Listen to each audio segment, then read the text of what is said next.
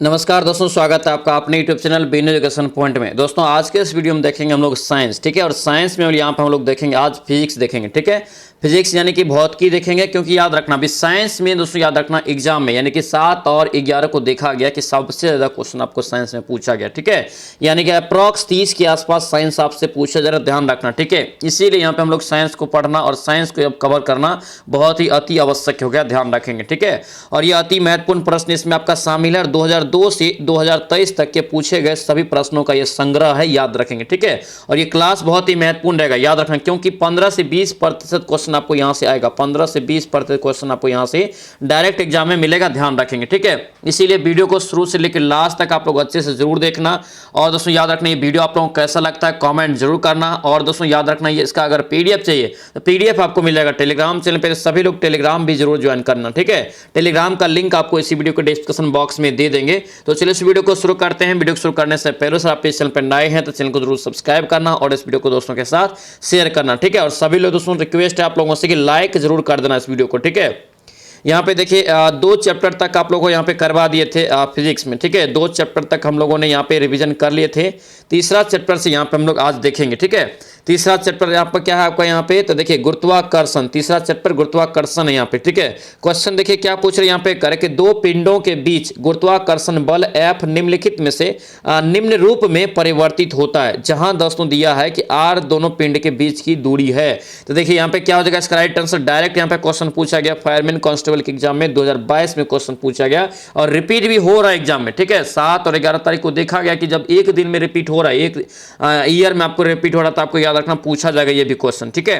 ये क्या होगा यहाँ से इसका राइट आंसर, तो डी आपको यहाँ से करेक्ट हो जाएगा, ठीक है। यानी कि 1/r², ठीक है। इसका डिटेल देखिए, और कम समय में यहाँ पे मैक्सिमम आपको कवर हो जाएगा। कम समय में मैक्सिमम आपको यहाँ पे चीजें कवर होकर तैयार हो जाएगा, ठीक है।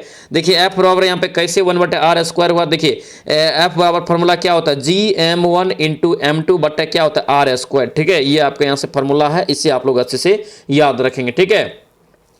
चलिए आगे बढ़िए, क्या पूछा जा रहा है यहाँ पे दिया है दोस्तों, कह रहा है कि ग्रह, यहाँ पे दिया है कि ग्रहों की गति का संचालन जो होता है ये किसके द्वारा होता है, किसके नियम के द्वारा। ग्रहों के गति का संचालन जो होता है ये किसके गति के नियम के द्वारा होता है, तो याद रखना इसका राइट आंसर केपलर के नियम के अनुसार। किसके नियम के अनुसार, केपलर के नियम, ऑप्शन से बी आपका राइट होगा, ठीक है। पूछे आपसे केपलर की गति का नाम किससे संबंधित, याद रखना ग्रह से संबंधित, याद रखना। 2022 में ये भी क्वेश्चन आपका पूछा गया फायरमैन कांस्टेबल एग्जाम में फर्स्ट शिफ्ट में, ध्यान रखेंगे, ठीक है।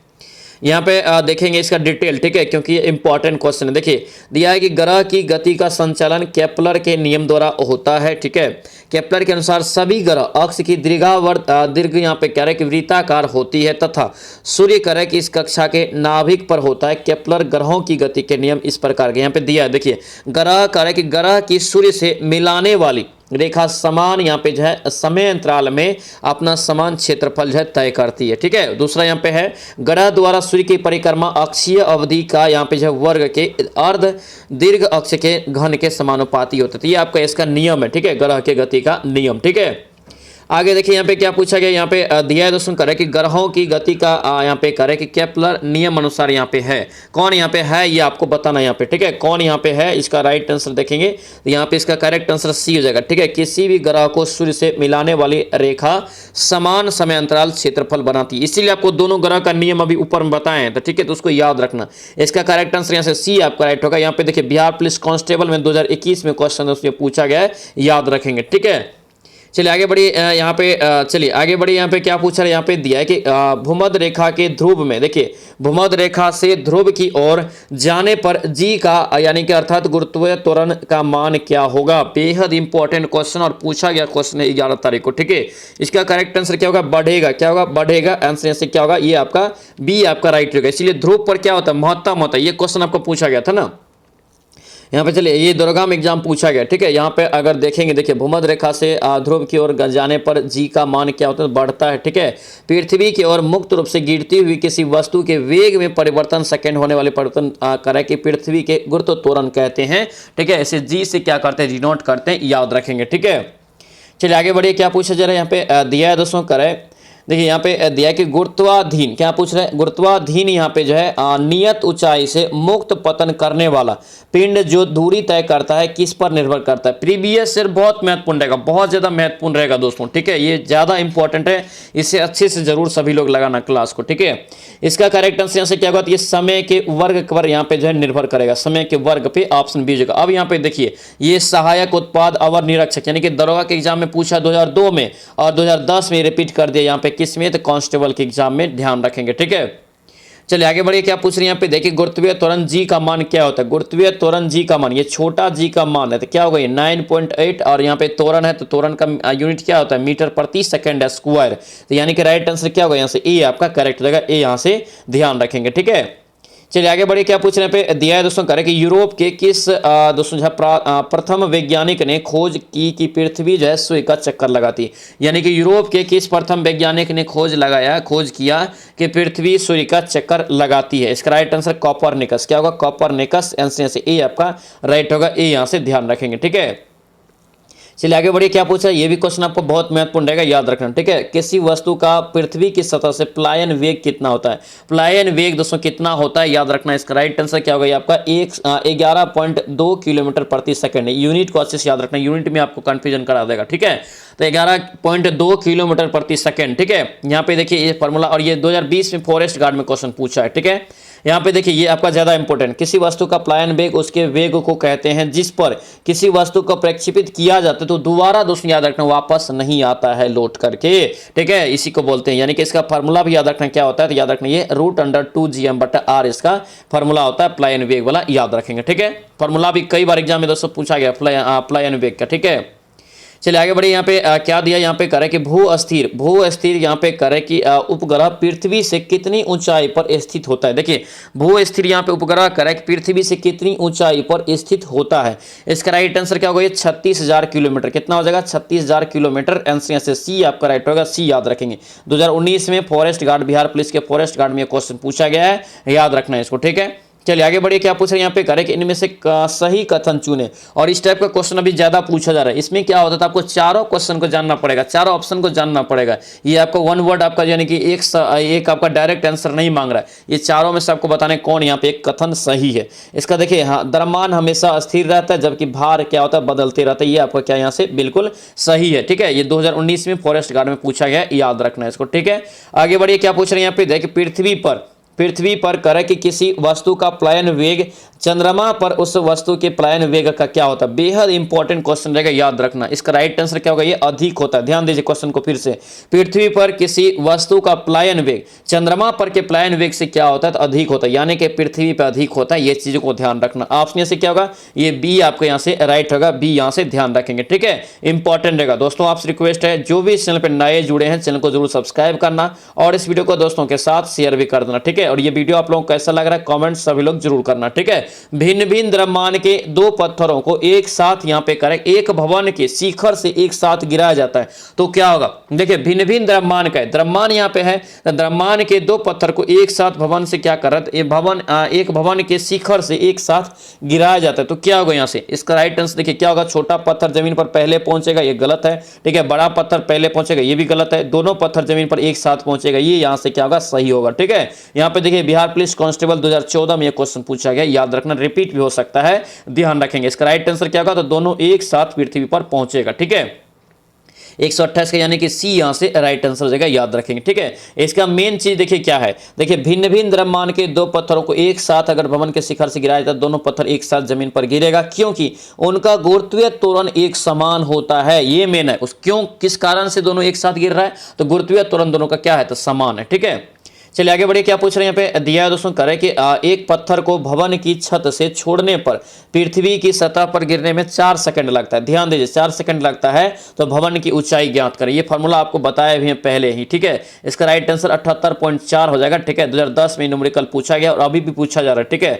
यहाँ पे ये फॉर्मूला याद रखना, ठीक है। प्रारंभिक वेग तो यहाँ पे 0 हो जाएगा, समय 4 सेकंड और गुरुत्व त्वरण आपको जी यहाँ पे 9.8 दिया है, ऊंचाई आपसे मांगा जा रहा है। यहाँ पे फॉर्मूला क्या लगाना है, ये लगाना H = UT प्लस 1 यानी कि प्लस 1/2 GT², ठीक है। u यहाँ पे देखिए 0 है, ये पूरा टर्म क्या हो जाएगा, यहाँ से 0 हो जाएगा और इतना ही टर्म में रखेंगे तो इतना टर्म है 1/2 और g का मान यहाँ पे 9.8 रखा है और 4 यहाँ पे क्या दिया 4 सेकंड T², 4 का स्क्वायर, ठीक है। इसको काटेंगे 18.4 आपको यहाँ से राइट आंसर निकल जाएगा, ठीक है। चलिए नेक्स्ट क्वेश्चन देखेंगे क्या पूछे यहाँ पे, करे कि यदि वस्तु की ऊंचाई h है, ठीक है। ये क्वेश्चन आपको 9th क्लास के फिजिक्स में पढ़ाए हैं, ठीक है, तो याद रखना है, इसको अच्छे से पूछा जा सकता है, ठीक है।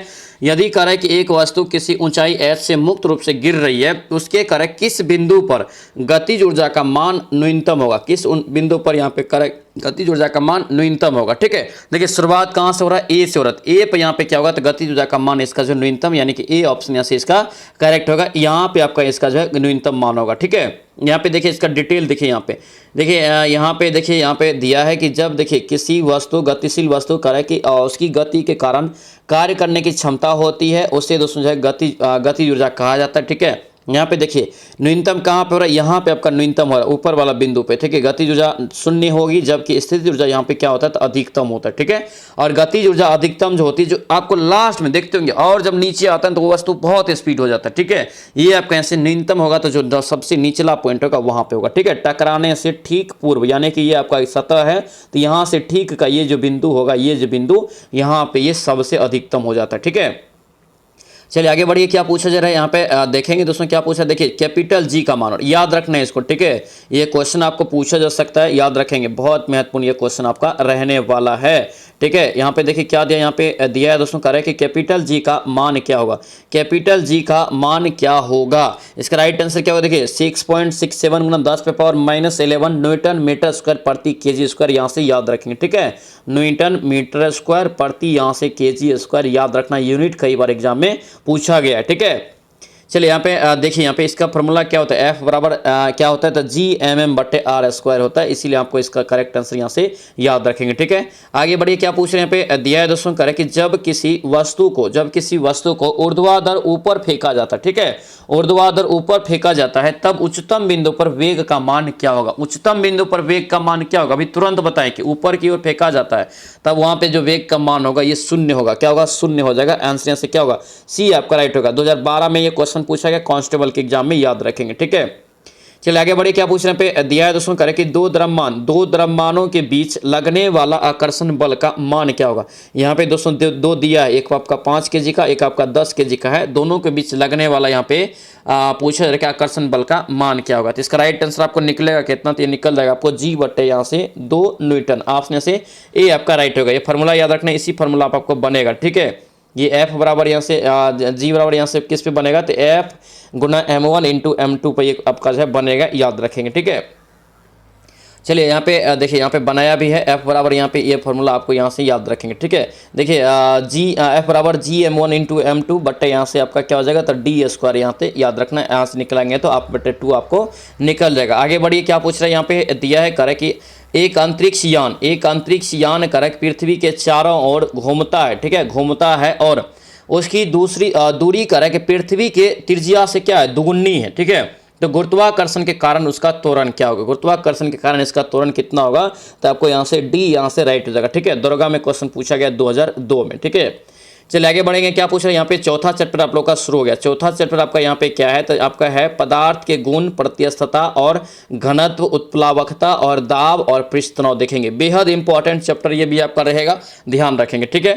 चलिए यहाँ पे पूछा जा रहा है, यहाँ पे दोस्तों करे कि बर्फ जो है पानी पर क्यों तैरता है, बर्फ जो है पानी पर क्यों तैरता है। इसका राइट आंसर क्या होगा, बर्फ का घनत्व जो होता है पानी से कम होता है। क्या होता है, बर्फ का घनत्व पानी से कम होता है, इसीलिए बर्फ जो पानी पे तैरता है। आंसर यहाँ से बी आपका राइट होगा। कांस्टेबल एग्जाम में बिहार पुलिस के फायरमैन कांस्टेबल में पूछा, ये 2022 में क्वेश्चन है, याद रखना, ये इंपॉर्टेंट रहेगा, ठीक है। चलिए आगे बढ़िए, क्या पूछा जा रहा है यहाँ पे दिया है दोस्तों, करे कि असमान त्रिज्या की नली जिसके दो भिन्न भिन्न स्थानों पर अनुप्रस्थ काट क्षेत्रफल का अनुपात कितना दे 1:2 दिया है, ठीक है। में तो यहाँ पे करे कि असंपीड्य द्रव के लिए इस नली में प्रवेश कर रहे तथा बाहर निकल रहे द्रव के वेगों का अनुपात कितना होगा। इसके अनुपात कितना होगा तो 2:1 यहाँ से इसका राइट आंसर होगा, ठीक है। आंसर सी यहाँ से याद रखना। इसी टाइप का सवाल अभी पूछा भी जा रहा है तो अच्छे से याद रखेंगे। इसका यहाँ पे देखिए 2021 में क्वेश्चन पूछा भी गया है, ठीक है। ये आपका यहाँ पे फॉर्मूला, इसको आप लोग यहाँ से बना सकते हैं, ठीक है। यहाँ पे देखिए दिया है, यहाँ पे करें कि पानी का घनत्व कितना आता है, कितना बार बताएंगे। पानी का घनत्व जो होता है 1 ग्राम प्रति सेंटीमीटर क्यूब। आंसर यहाँ से क्या होगा, ए आपका राइट होगा। ए यहाँ से ध्यान रखेंगे, ठीक है। पानी का घनत्व 1 ग्राम सेंटीमीटर क्यूब होता है, याद रखेंगे, ठीक है। और यहाँ पे 4 डिग्री सी पे याद रखना क्या होता है, तो ये सबसे अधिक इसका क्या होता है, तो अपवर्तनांक होता है 4 डिग्री सी पर, ठीक है। ये भी ध्यान रखेंगे, ठीक है। आगे बढ़िए, क्या पूछ रहे हैं पे दिया है दोस्तों, कहा है कि निम्न में से कौन सा सबसे अधिक प्रत्यास्थ और लचीला है। सबसे अधिक प्रत्यास्थ और लचीला ऑप्शन में देखेंगे तो आपका स्टील हो जाएगा। क्या होगा, स्टील यहाँ से इसका करेक्ट आंसर होगा, ठीक है। यहाँ पे देखिए सबसे अधिक प्रत्यास्थ एवं प्रत्यास्थता जो है स्टील में होती है। प्रत्यास्थता किसी पदार्थ का वह गुण है जिसके कारण वस्तु न करे कि उस पर लगाए गए दोस्तों बाह्य बल से उत्पन्न किसी प्रकार के परिवर्तन का क्या करता है, तो विरोध करती है, ठीक है। और याद रखना, जैसे ही बल वो हटा लेता है तो वो क्या करता है, पुनः अपनी अवस्था में आ जाती है। ये आपका क्या होता है, स्टील। यहाँ पे आपका क्या हो जाएगा, आपको ये प्लास्टिक यहाँ प्रत्यस्थता का ये बात है, ध्यान रखना, ठीक है। चलिए आगे बढ़िए, क्या पूछ रहे हैं पे दिया है दोस्तों, करें कि किस पदार्थ का घनत्व अधिकतम होता है। यहाँ पे बताइए किस पदार्थ का घनत्व जो है यहाँ पे अधिकतम होगा, ये तांबा का यहाँ से सी आपका राइट हो जाएगा, ठीक है। तांबा का यहाँ पे पानी का कितना होता है, पानी का तो 1 आपका हो जाता है 1 ग्राम पर सेंटीमीटर क्यूब। यहाँ पे देखिए तांबा कितना होता है, तो 8.96 ग्राम प्रति सेंटीमीटर क्यूब, याद रखना यहाँ से, ठीक है। ये घनत्व भी याद रखना, एग्जाम में पूछा जाएगा, याद रखेंगे, ठीक है। चलिए आगे बढ़िए, यहाँ पे नेक्स्ट क्वेश्चन बताइए क्या पूछे, यहाँ पे इसका भी याद रखिए, ठीक है। ये आपका पूछा जा सकता है। एल्युमिनियम का अगर पूछे कितना होता है, तो 2.7 ग्राम प्रति सेंटीमीटर क्यूब, ठीक है। कांच का पूछे तो याद रखना 2.8 ग्राम प्रति सेंटीमीटर क्यूब, और पानी का तो अभी बताएं 1 ग्राम प्रति सेंटीमीटर क्यूब, यहाँ से याद रखेंगे, ठीक है। चलिए आगे बढ़िए, क्या पूछ रहे हैं पे दिया है दोस्तों, करे कि निम्नलिखित में से किसके लिए करे यहाँ पे कि केशिकत्व एक यहाँ पे एकमात्र कारक नहीं है। केशिकत्व एकमात्र कारक यहाँ पे नहीं है, तो भूमिगत जल का उठना यहाँ से हो जाएगा ऑप्शन से बी आपका राइट होगा। बी यहाँ से ध्यान रखेंगे, ठीक है। चलिए आगे बढ़िए, क्या पूछ रहे हैं पे दिया है रबड़ से करेक्ट स्टील अधिक लचीला होता है, क्यों। रबड़ से जो अधिक स्टील लचीला होता है, ये क्यों होता है, इसका कारण क्या है, तो प्रतिबल का विकृति से अनुपात अधिक होता है, इसीलिए। आंसर से क्या होगा, सी आपका राइट होगा, सी याद रखेंगे, ठीक है। आगे बढ़िए, क्या पूछ रहे हैं पे दिया है दोस्तों, करें कि जब कोई वस्तु पानी में डुबाई जाती है, जब यहाँ पे करें कोई वस्तु को पानी में डुबाई जाती है तो उसके भार में कमी किसके बराबर होता है। ये भी क्वेश्चन याद रखना, बहुत वीवीआई रहेगा, ठीक है। जैसे भी आपका यहाँ पे देखिए दरोगा में 2017 में क्वेश्चन पूछा, ये आपका रिपीट भी हो सकता है आगे एग्जाम में, ठीक है। जब कोई वस्तु पानी में डुबाई जाती है तो उसके भार में कमी यहाँ पे करें कि किसके बराबर होती है, ठीक है। कमी यहाँ पे पूछा है किसके बराबर होती है, याद रखना ये उसके द्वारा हटाए गए द्रव के बराबर, ठीक है। आंसर यहाँ से क्या होगा, सी आपका यहाँ से राइट होगा, सी याद रखेंगे, ठीक है। आगे बढ़िए, क्या पूछ रहे हैं यहाँ पे दिया है दोस्तों, करें कि यदि वस्तु का घनत्व पानी के घनत्व से अधिक होगा तो क्या होगा। देखिए जब वस्तु का घनत्व पानी के घनत्व से अधिक होगा तो क्या होगा, वस्तु उसमें डूब जाएगा ना, यानी कि पानी में वस्तु क्या होगा, डूब जाएगा। आंसर यहाँ से क्या होगा, ए आपके यहाँ से राइट होगा, याद रखेंगे, ठीक है। फॉरेस्ट रेंज ऑफिसर में ये क्वेश्चन पूछा गया, याद रखेंगे। आंसर यहाँ से क्या होगा, 143 का ए यहाँ से आपका क्या होगा, राइट हो जाएगा, याद रखेंगे, ठीक है। चलिए नेक्स्ट क्वेश्चन बताइए, क्या पूछ रहे हैं यहाँ पे दिया है कि हुक के नियमानुसार कम यहाँ पे जो है विरूपण के लिए यहाँ पे है, इसका राइट आंसर याद रखना बी हो जाएगा, प्रतिबल बराबर यहाँ से विकृति। आंसर से बी आपका करेक्ट हो जाएगा, ठीक है। आगे बढ़िए, क्या पूछ रहे हैं यहाँ पे दिया है कि गिलास में पानी का दोस्तों करें कि बर्फ तैर रहा है, ठीक है। यदि बर्फ पिघल जाता है तो आयतन पर क्या प्रभाव पड़ेगा। कितना बड़े क्वेश्चन बताए भी हैं, याद रखना आयतन सेम रहेगा, वही का वही रहेगा पहले जैसा, यानी कि अपरिवर्तित। आंसर यहाँ से सी आपका राइट हो जाएगा, ठीक है। चलिए आगे बढ़िए, क्या पूछ रहे हैं यहाँ पे दिया है दोस्तों, करें कि लोहे की तीली भरी हुई एक नाव तालाब के नीचे में करें कि तैर रही है, ठीक है। तालाब के नीचे में तैर रही है, लोहे की तीली को हटा दिया जाता है, तब तालाब का स्तर क्या होगा, तब तालाब का स्तर याद रखना घट जाता है। देखिए जब भी बाल्टी ले लो या कुछ भी लेते हैं, लोहा जब उसमें डालते हैं तो पानी ऊपर आता है ना, जब निकाल लेते हैं तो पानी नीचे जाता है, यही आपका तल है। आंसर से क्या होगा, बी आपके यहाँ से राइट हो जाएगा, याद रखेंगे, ठीक है। चलिए आगे बढ़ेंगे, यहाँ पे 5वां चैप्टर आपका दोस्तों आ गया, ठीक है। 5वां चैप्टर आपका हीट यानी कि उष्मा है, ठीक है। और उष्मा यहाँ से भी देखेंगे हम लोग क्या क्या क्वेश्चन आखिर एग्जाम में पूछा गया और क्या क्या पूछा जाता है, ठीक है। यहाँ पे देखिए क्या पूछ रहे, करें कि ऑक्सीजन गैस के लिए करें कि मोलर विशिष्ट उष्माओं का अनुपात यहाँ पे कितना होगा जिसमें कंपन विधा नहीं हो, ठीक है। इसका यहाँ से राइट आंसर देखेंगे, यहाँ पे क्या होगा, तो 7/5 यानी कि सी यहाँ से इसका राइट आंसर होगा, याद रखेंगे, ठीक है। ये क्वेश्चन 2021 में बिहार पुलिस के कांस्टेबल एग्जाम में डायरेक्ट क्वेश्चन पूछा गया, याद रखेंगे, ठीक है। चलिए आगे बढ़िए, क्या पूछ रहे हैं पे दिया है दोस्तों, करें कि वायु के क्षैतिज संचलन में होने वाले ताप का स्थानांतरण क्या कहलाता है। होने वाले ताप का यहाँ पे स्थानांतरण यहाँ पे करें क्या कहलाता है, याद रखना अभिवहन। क्या कहलाता है, अभिवहन कहलाता है। आंसर से सी आपका राइट होगा, याद रखेंगे, ठीक है। चलिए आगे बढ़िए यहाँ पे। और यहाँ पे देखिए एक क्वेश्चन याद रखना, ठीक है। अगर पूछे ऊष्मा का संचरण कितने प्रकार से होता है तो 3 प्रकार से याद रखना, ठीक है। कौन कौन? चालन, संवहन और विकिरण, यहाँ से याद रखना। चलिए इसका राइट आंसर बताइए, क्या पूछ रहे? करें किस रंग का सतह करें कि सतह ताप विकिरण का सर्वोत्तम विकिरक होता है? बताइए इसका राइट आंसर क्या होगा? याद रखना, यहाँ से बी हो जाएगा, ठीक है। बी यहाँ से राइट होगा, यानी कि काला हो जाएगा। क्या होगा? ये काला यहाँ से हो जाएगा। देखिए किरचॉफ के नियम अनुसार अच्छे अवशोषक ही क्या होता है? तो उत्सर्ज अच्छे अवशोषक जो होता है वही अच्छे उत्सर्जक भी होता है, ठीक है। इसीलिए यहाँ से इसका राइट आंसर क्या होगा? डी यहाँ से बी यहाँ से होगा, काला यहाँ से इसका करेक्ट आंसर। याद रखना किरचॉफ का नाम संबंधित पूछा भी जाता है, ठीक है। देखिए पानी का अधिकतम घनत्व अभी बताए थे कितना होता है? 4 डिग्री सी होता है। आंसर यहाँ से क्या होगा? बी आपका राइट होगा। यहाँ से आपको मेन पॉइंट बता रहे। देखिए यहाँ पे दो एग्जाम में पूछा, दरोगा में और बिहार पुलिस के फॉरेस्ट गार्ड 2020 और 1 में पूछा गया, ठीक है। इसलिए रिपीट होता है, क्वेश्चन को याद रखना अच्छे से, ठीक है। यहाँ पे देखिए क्या दिया है? पानी का घनत्व 4 डिग्री सी पर अधिकतम तथा आयतम इसका पूछे न्यूनतम किस पे होता है? तो यही 4 डिग्री सी पे। समझ गए क्वेश्चन क्या पूछा? ये पानी का आयतन पूछे कितना डिग्री पे कम होता है, सबसे न्यूनतम होता है आयतन, ध्यान देना आयतन, तो 4 डिग्री सी पे। और घनत्व पूछे दोस्तों किस पे होता है? तो वो भी आपका 4 डिग्री सी पे। आयतन और घनत्व दोनों याद रखेंगे, न्यूनतम और अधिकतम याद रखना। घनत्व अधिकतम उस पे होता है और आयतन 4 डिग्री सी पे अधिकतम न्यूनतम होता है, याद रखना, ठीक है। अब यहाँ पे देखिए सभी द्रव गर्म किए जाने पर आयतन बढ़ते हैं, ये यहाँ से याद रखना, पूछा जाएगा लॉजिकली क्वेश्चन, ठीक है। परंतु याद रखेंगे जल है जो 4 डिग्री सी से 0 डिग्री से 4 डिग्री तक अगर गर्म करते तो आयतन घटता है, लेकिन 4 डिग्री के तापमान के बाद क्या होता है? तो इसका आयतन यहाँ पे बढ़ना शुरू हो जाता है। ये भी यहाँ से याद रखेंगे, ठीक है। आगे बढ़िए, क्या पूछ रहे हैं यहाँ पे? करें कि 1 जूल में कितने कैलोरी के बराबर होता है? 1 जूल में कितना कैलोरी होता है? तो याद रखना ये आपका कितना हो जाएगा? तो याद रखना ये आपका 0.24 कैलोरी। आंसर से डी आपका राइट होगा। थोड़ा सा क्वेश्चन यहाँ पे घुमाया हुआ है, याद रखना, क्योंकि जनरली पूछा जाता है कि 1 कैलोरी में कितना जूल होता है। तो 1 कैलोरी में हम लोग को याद है कि कितना होता है? तो 4.2 जूल याद किए हैं, ठीक है। 4.186 याद किए हैं, ठीक है। अब यहाँ पे देखिए, यहाँ पे दिया भी है आपको डिटेल्स में। देखिए चूंकि यहाँ पे 1 कैलोरी बराबर कितना होता है? 4.186 जूल होता है, लेकिन 1 जूल पूछ दिया ना तो 1 बटे क्या हो जाएगा? यहाँ से भागा हो जाएगा। इसी को यहाँ से निकाल लेंगे तो आपको अप्रॉक्स में आएगा, यानी कि 0.24 कैलोरी आ जाएगा, ठीक है। आगे बढ़िए, यहाँ पे देखिए ये तो आपको बताया ना कि किस तापमान पर या किस तापमान पे याद रखना कि दोनों बराबर होता है, यानी कि फ़ारेनहाइट और सेंटीग्रेड भी। तो -40 डिग्री सी। आंसर यहाँ से क्या हो जाएगा? आंसर आपका यहाँ से -40 हो जाएगा। अगर -40 डिग्री सी है तो फ़ारेनहाइट पे भी कितना मान होगा? -40 ही होगा, ठीक है। आगे बढ़िए, नेक्स्ट क्वेश्चन यहाँ पे क्या पूछे जरा? यहाँ पे दिया है दोस्तों, कह रहा है कि मानव, देखिए मनुष्य के शरीर के सामान्य तापमान कितना होता है? इंपॉर्टेंट रहेगा, कंफ्यूजन हो जाता है कभी कभी, ठीक है। मनुष्य के समान तापमान यहाँ पे पूछ रहा है कि कितना होता है सामान्य तापमान, ठीक है।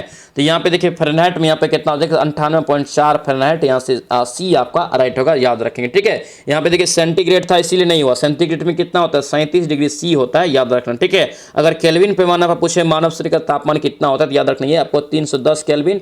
फ़ारेनहाइट पे याद रखना ये 98.4 फ़ारेनहाइट और सेल्सियस पे याद रखना ये 37 डिग्री सी होता है, याद रखेंगे, ठीक है। आगे बढ़िए, क्या पूछ रहे हैं? यहाँ पे दिया है कि फ़ारेनहाइट तापमापी के ऊपरी तथा निचले बिंदु के मध्य कितना का अंतराल होता है?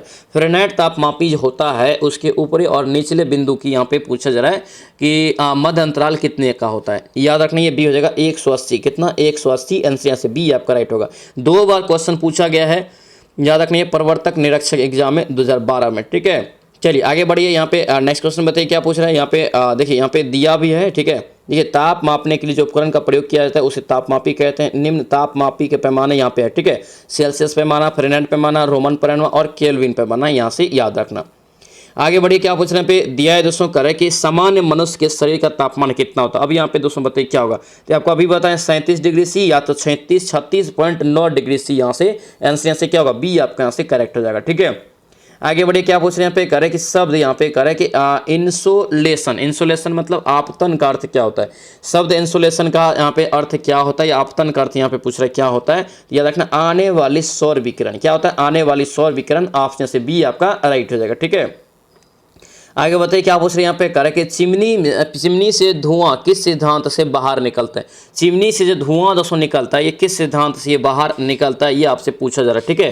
तो याद रखना ये संवहन। क्या होगा? संवहन। आंसर यहाँ से क्या होगा? डी आपका राइट होगा। डी यहाँ से याद रखें, ठीक है। संवहन क्या होगा? उसका करेक्ट आंसर हो जाता है, याद रखना। अब यहाँ पे देखिए डिटेल्स इसका देखिए संवहन जो है ऊष्मा का संचरण पदार्थ के दोस्तों जो है कणों के स्थानांतरण के द्वारा होता है। गैसों द्वारा यहाँ पे गैस एवं द्रवों में ऊष्मा का संचरण संवहन द्वारा होता है, ठीक है। अतः चिमनी से धुआं जो बाहर निकलता है तो ये संवहन सिद्धांत पर आधारित होता है, याद रखेंगे, ठीक है। जबकि ठोस में क्या होता है, ऊष्मा का संचरण की विधि को याद रखना चालन कहते हैं, यहाँ से ये भी ध्यान रखना, ठोस में रहता है, ठीक है। द्रव या अगर द्रव गैस में रहे तो क्या होगा, यहाँ से संवहन, ठीक है। चलिए आगे बढ़िए, क्या पूछ रहे हैं, यहाँ पे दिया है कि यदि वायुमंडलीय दाब पारे के 76 सेंटीमीटर यहाँ पे जो है सामान्य दाब से कम हो तो पानी डैश तापमान पर उबलने लगेगा। पानी कितना पर जब कम रहेगा ना, कम पे उबलेगा ना, आंसर से क्या होगा, यानी कि 100 डिग्री सेल्सियस से कम पर। ऑप्शन से ये आपका राइट रहेगा। इससे जनरली क्या होता है, पानी का जो क्वथनांक पूछे तो याद रखना 100 डिग्री सी होता है, इसीलिए वहाँ पे क्वेश्चन पूछा गया था, ठीक है। दाब बढ़ाने पर बर्फ का गलनांक क्या होगा, डायरेक्ट क्वेश्चन पूछा गया 2020 में, और ये नहीं कि 20 में पूछा गया, बहुत बार पहले भी रिपीट हुआ ये क्वेश्चन, ठीक है। दाब बढ़ाने पर बर्फ का गलनांक जो होगा क्या होगा, ये घट जाएगा, क्या होगा, घट जाएगा। आंसर से क्या होगा, ये आपका राइट हो जाएगा, ठीक है। यहाँ पे देखिए गलनांक वह उष्मीय मान होता है जिस पर कोई ठोस द्रव में बदल जाता है। दाब बढ़ाने पर बर्फ का गलनांक घटता है, वायुमंडलीय दाब पर बर्फ का गलनांक 0 डिग्री सी होता है, याद रखेंगे, ठीक है। आगे बढ़िए, क्या पूछ रहे हैं यहाँ पे दिया कि जब पानी जमता है, ध्यान दीजिए, जब पानी जमता है दोस्तों यहाँ पे तो उसका आयतन क्या होगा, तब इसका आयतन याद रखना बढ़ता है, क्या होता है, बढ़ता है, ठीक है। जब पानी जमता है यानी कि बर्फ में बदलता है तो उसका आयतन बढ़ जाएगा। आंसर से बी आपका राइट होगा, याद रखेंगे, ठीक है। दोस्तों आपसे रिक्वेस्ट है, अगर आप इस चैनल पर नए हैं तो चैनल को जरूर सब्सक्राइब करना और इस वीडियो को दोस्तों के साथ शेयर करना, ठीक है। और ये वीडियो आप लोगों को कैसा लग रहा है कॉमेंट जरूर करना और इस वीडियो को लाइक सभी लोग जरूर करना, ठीक है। चलिए ये देखिए क्वेश्चन क्या पूछा यहाँ पे दिया है दोस्तों, कर रहा है कि आदर्श गैस के संबंध में समतापीय परिवर्तन में उसकी ऊर्जा क्या होगा, ध्यान दीजिए ऊर्जा यहाँ पे पूछ रहा है, ठीक है। तो ऊर्जा क्या होता है, तो अस्थिर रहती है, क्या रहती है, अस्थिर रहती है। आंसर से डी आपका राइट हो जाएगा, ठीक है। फॉरेस्ट रेंज ऑफिसर में ये क्वेश्चन 2020 में क्वेश्चन पूछा गया, याद रखेंगे, ठीक है।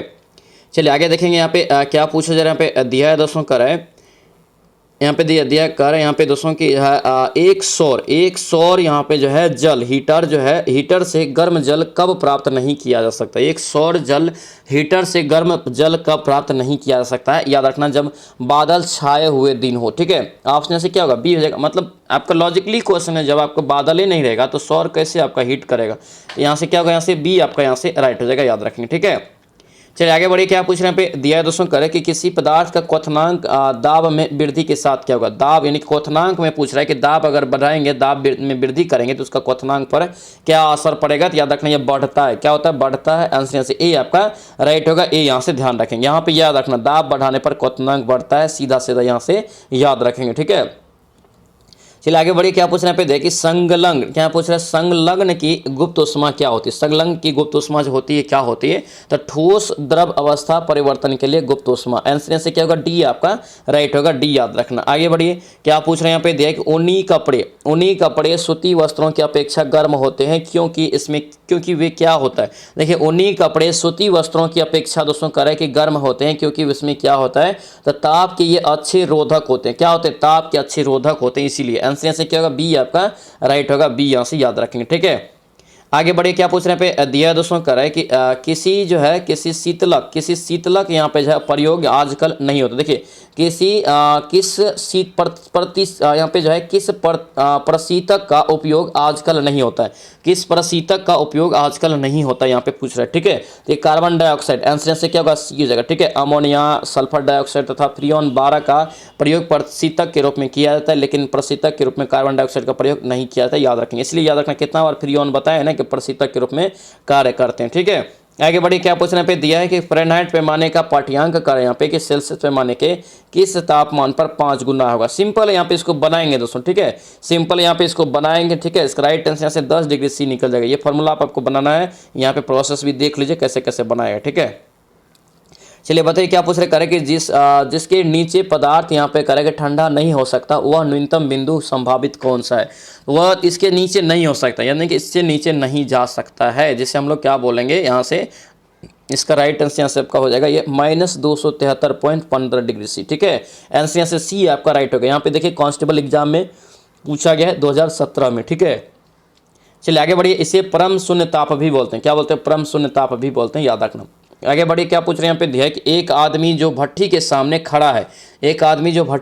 खड़ा है, निम्न द्वारा अधिक से अधिक ऊष्मा प्राप्त करता है। निम्न के द्वारा यहाँ पे करेगा अधिक से अधिक ऊष्मा प्राप्त करेगा, याद रखना विकिरण के माध्यम से। किसके माध्यम से, विकिरण। ऑप्शन से क्या होगा, सी आपका राइट हो जाएगा।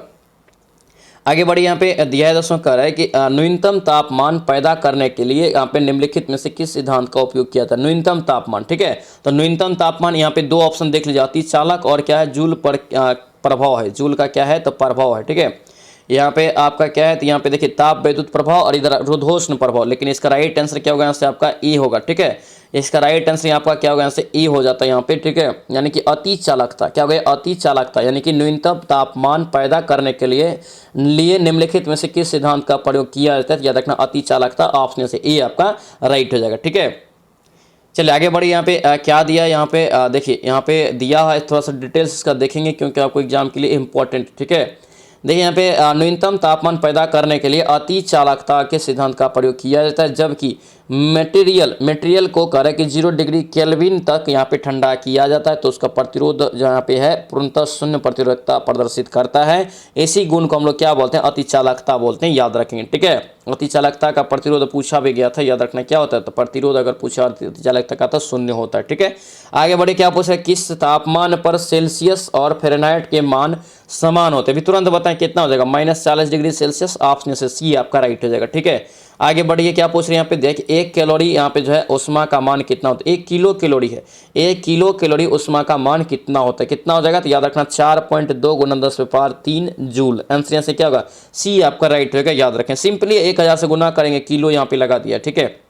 चलिए आगे बढ़िए, यहाँ पे क्या दिया, यहाँ पे करके कांच के फ्लास्क में भरे द्रव के द्रव्यमान को गर्म करने पर क्या होगा। कांच के फ्लास्क, यहाँ पे फ्लास्क जो होता है, फ्लास्क में भरे जो है द्रव के द्रव्यमान को गर्म करने पर क्या होगा, याद रखना फ्लास्क में द्रव का तल पहले तो कुछ के लिए गिरेगा, ठीक है, कुछ गिरेगा, तत्पश्चात यहाँ पे जो है बढ़ना प्रारंभ हो जाएगा। आंसर यहाँ से डी हो जाएगा।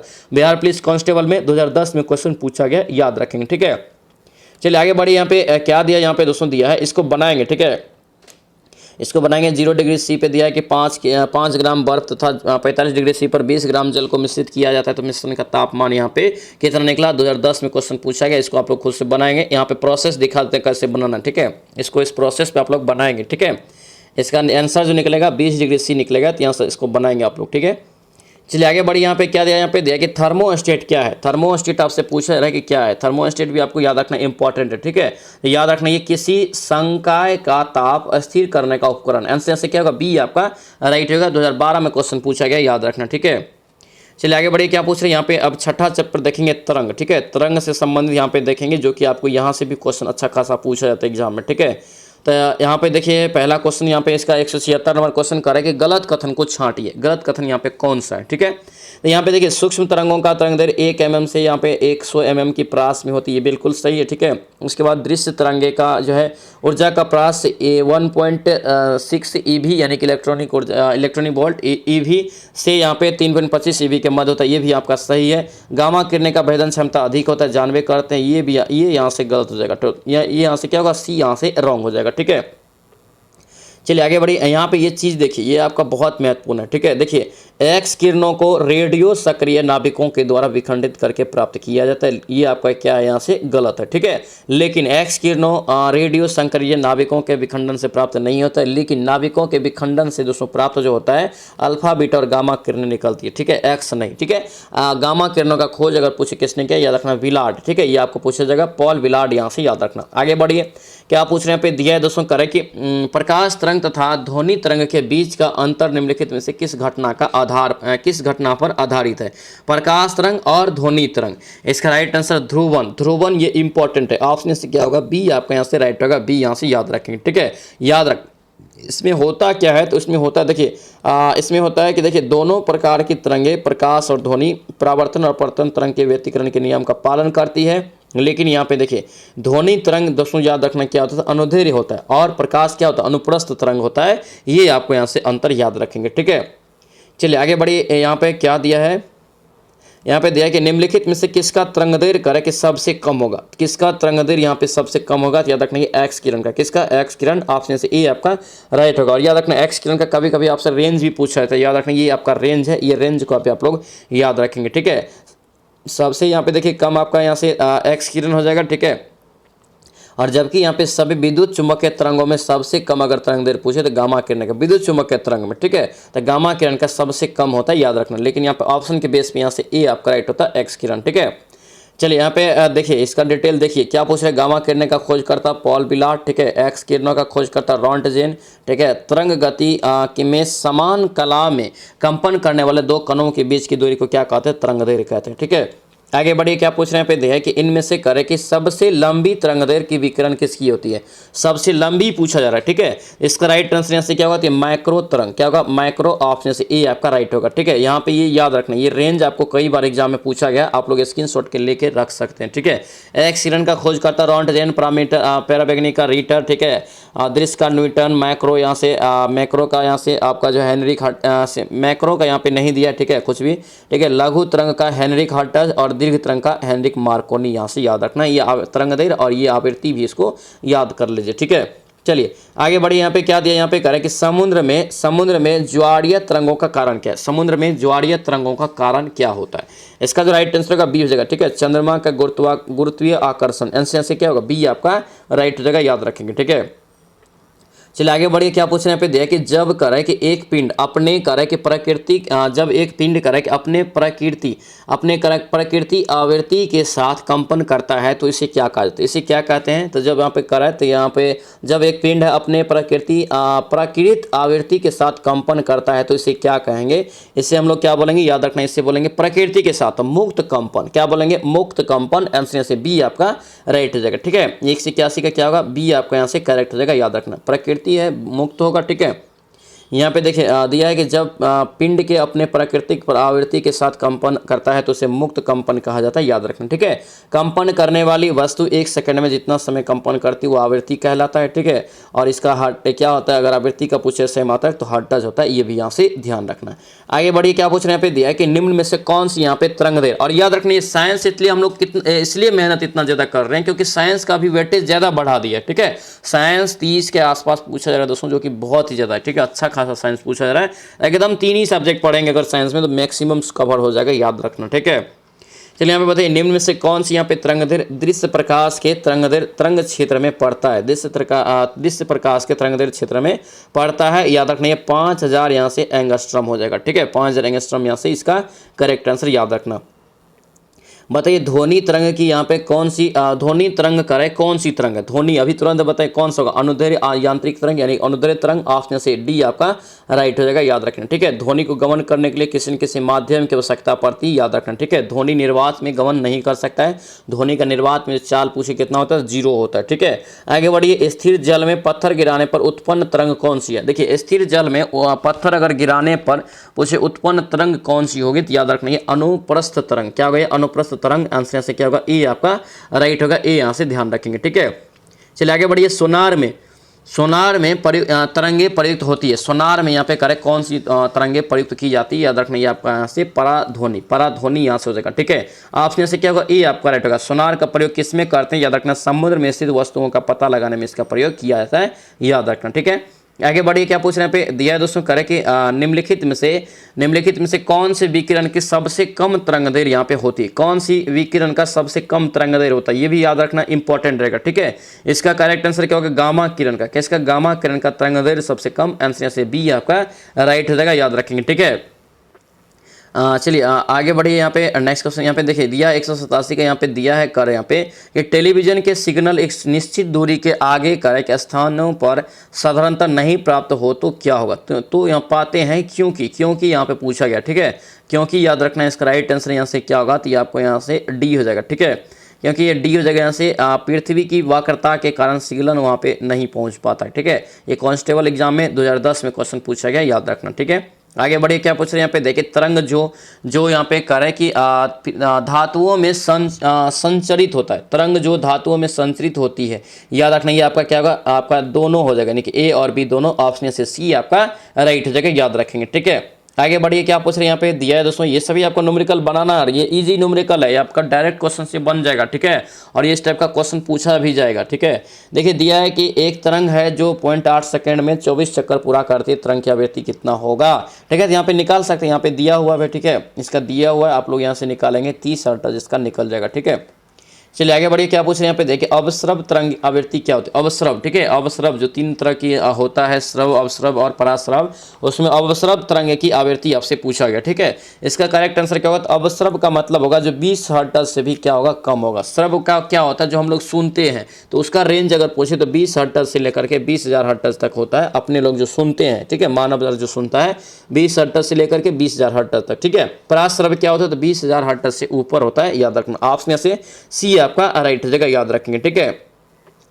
अब यहाँ पे दोस्तों देखेंगे ध्वनि, ठीक है, ध्वनि से संबंधित यहाँ पे क्वेश्चन देखेंगे, ठीक है। साउंड, यहाँ पे ध्वनि सबसे तेज माध्यम से विस्तृत होती है, कितना बड़े क्वेश्चन ऐसे बताएं, ठीक है। यहाँ पे देखिए 2020 में भी क्वेश्चन पूछा कांस्टेबल में, और फायरमैन में जाके 2022 में पूछा है सेकंड शिफ्ट में। यहाँ पे सबसे तेज अगर पूछे गति या तेज संचरण किसमें करेंगे, याद रखना ठोस में। आंसर यहाँ से क्या होगा, ए आपका यहाँ से करेक्ट होगा, ए यहाँ से ध्यान रखेंगे, ठीक है, ये इसका यहाँ से करेक्ट आंसर हो जाएगा, ठीक है। यहाँ पे बताया भी थे कि जिसका जितना ज्यादा घनत्व होता है उसमें ध्वनि का चाल उतना ज्यादा होता है। अब देखिए ध्वनि की चाल ठोस में सबसे तेज होती है, क्योंकि यहाँ पे ध्वनि की चाल पदार्थ के प्रतिशतता और घनत्व पर निर्भर करती है। बताए हैं ना कि जिसका घनत्व सबसे ज्यादा होगा उसमें चाल ध्वनि की सबसे ज्यादा होगी, ठीक है। चलिए आगे बढ़िए, क्या पूछ रहे हैं यहाँ पे देखिए, प्रतिध्वनि सुनाई देती है। प्रतिध्वनि किसके कारण सुनाई देती है, ये पूछा जा रहा है, ठीक है। याद रखना ध्वनि के परावर्तन के कारण, टकराव जो होता है, सामने से जो टकराव होता है, हम लोग जो बोलते हैं किसी कहीं से वो टकरा के ही हम लोग को सुनाई देता है किसी भी चीज, ठीक है। हाँ, ये से आपका क्या होगा, यहाँ से ध्वनि के तरंगों के परावर्तन, आंसर से बी आपका राइट हो जाएगा, ठीक है। आगे बढ़िए, यहाँ पे क्या दिया, यहाँ पे दिया है कि ध्वनि की तीव्रता निर्धारित होती है। देखिए ध्वनि की तीव्रता निर्धारित करती है किसके द्वारा, याद रखना आयाम से। किससे, आयाम, ऑप्शन से ई आपका राइट हो जाएगा, ठीक है। आगे बढ़िए, सोनार का संक्षिप्तकरण यहाँ पे बताइए, यानी कि सोनार का आप लोग का फुल फॉर्म यहाँ पे पूछा गया, और याद रखना कितना बार हम बताए भी हैं कि पूछा जाएगा, और पूछा जाएगा ये क्वेश्चन, ठीक है। सोनार यहाँ से याद रखना, सोनार का जो फुल फॉर्म होगा ये साउंड नेविगेशन और रेजिंग, यहाँ से इसका करेक्ट आंसर डी यहाँ से राइट हो जाएगा, ठीक है। इंग्लिश में यहाँ से याद रखना, इंग्लिश में पूछा जाता है, ठीक है। सोनार का यहाँ से सोनार नेविगेशन एंड रेजिंग, यहाँ से याद रखना, इसी में आपको चेंज करते हैं रेजिंग में, ठीक है। आगे बढ़िए, क्या पूछ रहे हैं, मानव के लिए यहाँ पे श्रव्य आवृत्ति, मानव के लिए भी तुरंत बताएं कितना होता है, 20 हर्ट्ज से 20,000 हर्ट्ज के बीच, यानी कि डी यहाँ से करेक्ट हो जाएगा। 2020 में क्वेश्चन पूछा बिहार पुलिस में, ठीक है। चलिए आगे बढ़िए, यहाँ पे क्या दिया है, यहाँ पे दोस्तों दिया है कि कह रहा है कि ध्वनि तरंगे नहीं चल सकती है, ध्वनि तरंगे नहीं चल सकती। यहाँ पे देखिए ये क्वेश्चन आपका रिपीट हुआ है, 11 तारीख को भी पूछा गया कि इसमें नहीं चलती, निर्वात में, यानी कि निर्वात में इसका चाल कितना हो जाएगा, 0 हो जाएगा, ठीक है, लड्डू। आगे बढ़िए, क्या पूछा यहाँ पे दिया है दोस्तों, करें कि निम्नलिखित में से कौन सी घटना ध्वनि तरंगों द्वारा प्रदर्शित नहीं की जा सकती है। कौन सी घटना, यहाँ पे ध्रुवन की क्रिया रखना ध्वनि में नहीं होता, ऑप्शन से सी हो जाएगा। ध्रुवन की क्रिया किस में होता है, प्रकाश में होता है, किस में होता है, प्रकाश में, सीधा सीधा याद रखेंगे, ठीक है। आगे बढ़िए, क्या पूछ रहे हैं, करेक्ट किस माध्यम में ध्वनि का वेग अधिकतम होगा, और वहाँ पे माध्यम आपको दिया है, तो क्या होगा, यहाँ से ठोस हो जाएगा, ऑप्शन से क्या होगा, बी आपका राइट हो जाएगा, बी यहाँ से याद रखना। 2010 में भी क्वेश्चन ये पूछा गया, ठीक है। आगे बढ़िए, क्या पूछ रहे हैं, यहाँ पे दिया है कि जब करे कि ध्वनि तरंगे चलती है, जब ध्वनि तरंगे चलती है तो ये अपने साथ क्या लेके जाती है, अपने साथ जो लेके जाती है ऊर्जा लेके जाती है, ऊर्जा। आंसर यहाँ से क्या होगा, सी आपका राइट होगा, सी यहाँ से याद रखना। पराश्रव ध्वनि की यहाँ पे पूछा जा रहा है, पराश्रव ध्वनि की आवृत्ति कितना होता है, पराश्रव ध्वनि की आवृत्ति अगर पूछे ये याद रखना कितना होता है, तो 20,000 हर्ट्ज से ज्यादा होता है। आंसर यहाँ से ए आपका क्या होगा, करेक्ट हो जाएगा, ठीक है। ए इसका यहाँ से राइट आंसर होगा, याद रखेंगे, ठीक है। अब यहाँ पे दोस्तों ये जो है आपका सेशन आज आप लोगों का यहाँ यहीं पे खत्म होता है। ये आपका ध्वनि चैप्टर था, ठीक है, ध्वनि चैप्टर भी आप लोगों का खत्म हो गया। नेक्स्ट वीडियो में यहाँ से आप लोगों को पूरा करवा देंगे, ठीक है। तो कैसा लगा ये वीडियो, सभी लोग दोस्तों कमेंट जरूर करेंगे। जो भी इस चैनल पर नए हैं चैनल को भी जरूर सब्सक्राइब करेंगे, और सभी लोग इस वीडियो को लाइक जरूर करेंगे, ठीक है। ये याद रखना, ये बहुत ही महत्वपूर्ण सेशन था। अच्छे से वीडियो को देखने के लिए सभी को बहुत बहुत धन्यवाद। चलिए मिलेंगे नेक्स्ट वीडियो में, नेक्स्ट क्लास में। जय हिंद। और सभी क्वेश्चन को याद भी रखना दोस्तों, ठीक है, बहुत ज़्यादा इंपॉर्टेंट था, ठीक है। चलिए मिलेंगे अब नेक्स्ट वीडियो में, नेक्स्ट क्लास में। जय हिंद।